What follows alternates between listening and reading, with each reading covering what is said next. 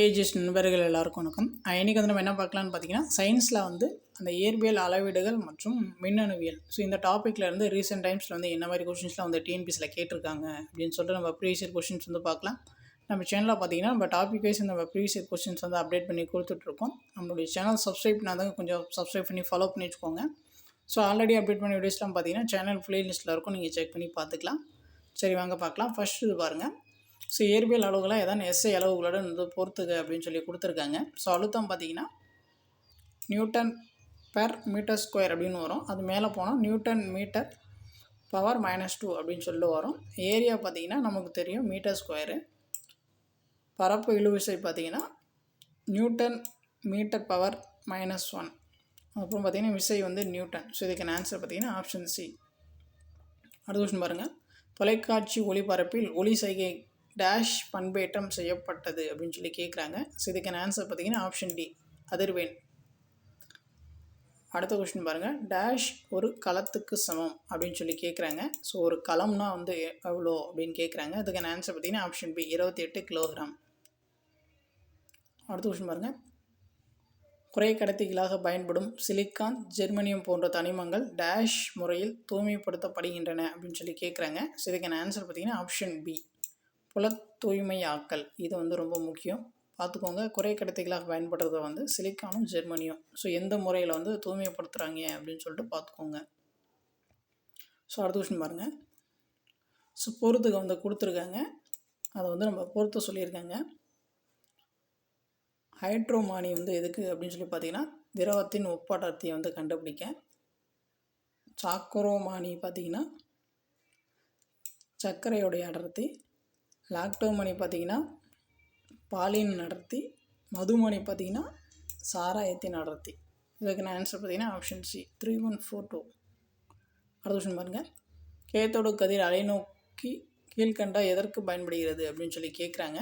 First பாருங்கள். AC மின்னழுத்தத்தின் அலைவடிவத்தை காண, வெவ்வேறு இசைக்கருவிகளிலிருந்து வரும் ஒளியின் அலைவடிவத்தை காண, சிறு ஏசி மற்றும் டிசி மின்னழுத்தங்களை காண, மேற்கண்ட அனைத்தும். ஸோ இதுக்கான ஆன்சர் பார்த்திங்கன்னா ஆப்ஷன் டி, மேற்கண்ட அனைத்தும். அடுத்து பாருங்கள். இயந்திர அலைகள் கேட்கக்கூடிய வரம்பிற்கு கீழே அதிர்வெண் கொண்டிருக்கும் போது இவ்வாறு அழைக்கப்படுகின்றன. ஸோ இதுக்கான ஆன்சர் வந்து ஆப்ஷன் பி, தாளொலியல், என்பாரோசோனிக். அடுத்து பாருங்கள். இவற்றுள் எந்த விடை தவறானது அப்படின்னு சொல்லி கேட்குறாங்க. தவறானது தான் கேட்குறாங்க, சரிங்களா. ஒரு மெட்ரிக் டன் என்பது என்ன அப்படின்னு சொல்லி கேட்குறாங்க. ஒரு மெட்ரிக் டன்னா 10 குவிண்டாலு, இல்லைனா வந்து 1000 கிலோகிராம். ஸோ இதில் பார்த்தீங்கன்னா ஸோ ரெண்டுமே வந்து சரியாக தான் இருக்குது, தவறாக வந்து எதுவுமே இல்லை. ஆப்ஷன் டி, 1 மற்றும் 2 ஆகியவற்றில் எதுவுமே இல்லை, சரிங்களா, தப்பாகவே இல்லை. அடுத்து பாருங்கள். கழிவுப் பொருட்களில் வெப்ப அழிவிலிருந்து உருவாகும் தூசி துகள்களை டேஷ் மூலம் காற்றில் கலப்பதை தடுக்கலாம் அப்படின்னு சொல்லி கேட்குறாங்க. ஸோ இதுக்கான ஆன்சர் வந்து ஆப்ஷன் டி, மண்ணிலை விரைவூக்கி. அடுத்து பாருங்கள். கீழ்கண்டவற்றுள் வண்ண தொலைக்காட்சி அமைப்பின் முதன்மை நிறங்கள் வந்து எவை அப்படின்னு சொல்லி கேட்குறாங்க. இதுக்கான வந்து ஆன்சர் பார்த்திங்கன்னா ஆப்ஷன் டி, சிவப்பு, பச்சை, மஞ்சள். அடுத்து பாருங்கள்.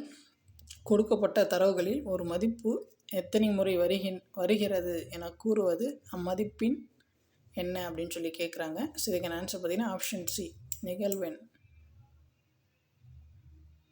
அடுத்து பாருங்கள்.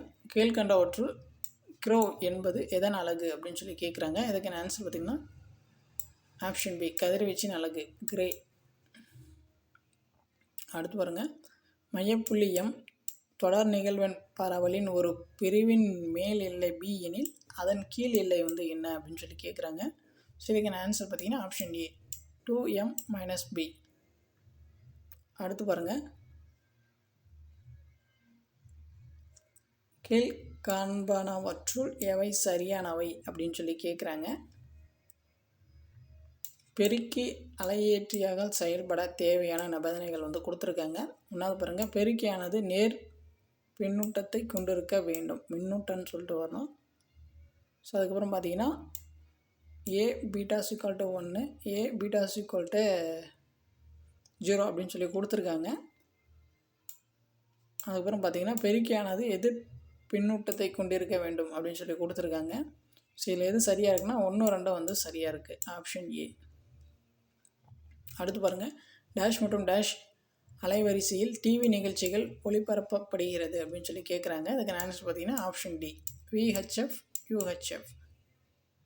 ஸோ அவ்வளோதான். இந்த டாப்பிக்லேருந்து ரீசெண்ட் டைம்ஸில் கேட்ட கொஷின்ஸ் வந்து அவ்வளோதான். சரிங்களா? அவங்களுக்கு வேறு ஏதாச்சும் டவுட் இருந்துச்சுன்னா நீங்கள் வந்து கமெண்ட் பண்ணுங்கள். அப்கமிங் வீடியோஸ்க்கு வந்து நம்மளுடைய சேனல் சப்ஸ்கிரைப் பண்ணி ஃபாலோ பண்ணி வச்சுக்கோங்க. தேங்க்யூ.